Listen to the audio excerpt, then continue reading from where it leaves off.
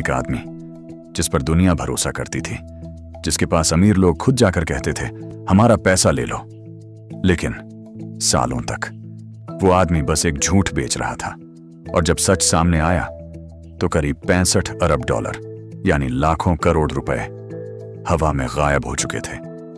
ये कहानी है दुनिया के सबसे बड़े स्कैम की। कहानी शुरू होती है एक साधारण इंसान से। नाम था बर्नी मैडॉफ, एक ऐसा आदमी जो धीरे धीरे अमेरिका के सबसे भरोसेमंद फाइनेंशियल लोगों में गिना जाने लगा। वो इतना बड़ा नाम बन चुका था कि उसने स्टॉक मार्केट की बड़ी कंपनी नास्डैक तक में ऊंचा पद हासिल किया था। लोग उसे जीनियस मानते थे और यही उसकी सबसे बड़ी ताकत थी। लेकिन असली खेल यहां से शुरू होता है। बर्नी लोगों से कहता, मुझे अपना पैसा दो, मैं उसे इन्वेस्ट करूंगा और तुम्हें हर साल स्टेबल प्रॉफिट दूंगा। और हैरानी की बात, उसे हमेशा प्रॉफिट होता भी दिखता था, हर साल बिना फेल हुए। अब सवाल यह है, क्या वो सच में इतना जीनियस था?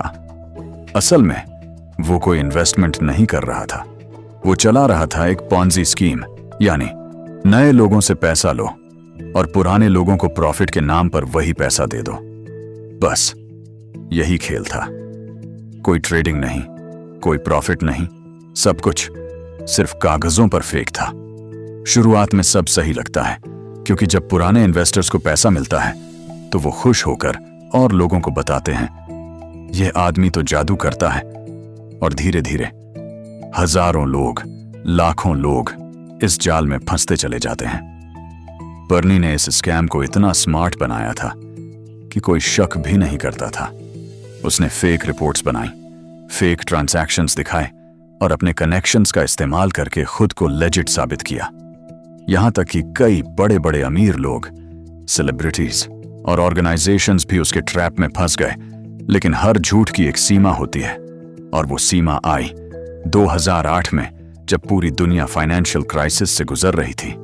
लोग डर गए और अचानक सबने अपना पैसा वापस मांगना शुरू कर दिया। अब प्रॉब्लम यह थी, बर्नी के पास असली पैसा था ही नहीं, क्योंकि जो पैसा था वो तो पहले ही दूसरे लोगों को दे चुका था।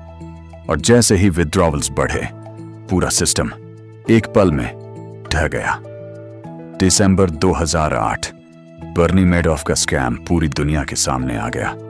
लोग शॉक में थे, क्योंकि जिस आदमी पर उन्होंने आंख बंद करके भरोसा किया था वो असल में सबसे बड़ा ठग निकला। जब इन्वेस्टिगेशन हुई तो पता चला कि यह स्कैम सालों नहीं बल्कि दशकों से चल रहा था, और टोटल नुकसान करीब 50 से 65 अरब डॉलर के बीच था। यानी इतना पैसा जो कई देशों की इकॉनमी के बराबर है।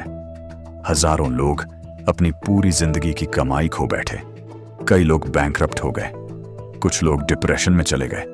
यह सिर्फ एक फाइनेंशियल स्कैम नहीं था, यह लाखों जिंदगियों का टूटना था। आखिरकार 2009 में बर्नी मैडॉफ को कोर्ट में पेश किया गया। उसने अपने सारे क्राइम्स कबूल कर लिए और उसे मिली 150 साल की सजा।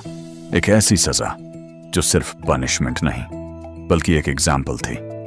लेकिन असली सवाल यहां खत्म नहीं होता।